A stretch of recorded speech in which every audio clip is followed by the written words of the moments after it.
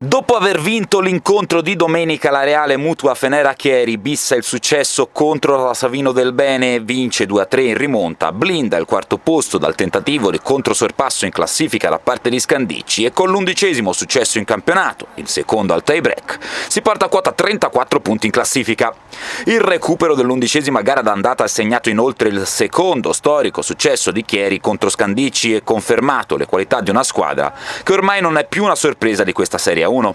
La Reale Mutua Fenera Chieri ha dimostrato nel corso della gara tutta la sua qualità, la sua energia e la sua grinta, portando il match al tie break dopo essere andata sotto per 2-0.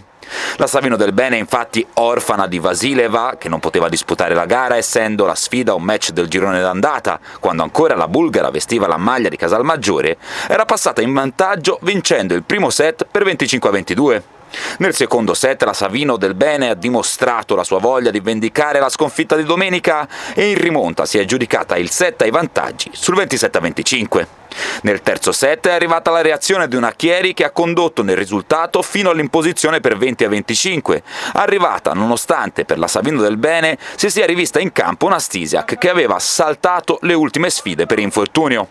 Nel quarto set, nel quale è dovuta uscire una Mazzaro sanguinante per un colpo al naso, grande protagonista è stata l'ex scandicese Perinelli che ha firmato l'imposizione 19-25 e spalancato le porte di un tie break in cui Scandicci ha dovuto fare i conti con un Amerlo dolorante al gomito destro ed è stata superata da una Chieri che ha vinto 7-15 e conquistato la vittoria finale. 20 i punti di una Lassan che ha guidato una Chieri con 4 giocatrici in doppia cifra, 14 invece i punti di Pietrini e Carney, top scorer per Scandicci. Sì, sono contenta perché abbiamo fatto secondo me una gran partita perché siamo partiti male, eravamo sotto 2-0 e poi abbiamo avuto tanta pazienza e siamo riusciti poi a esprimere il nostro gioco, quindi sono molto contenta.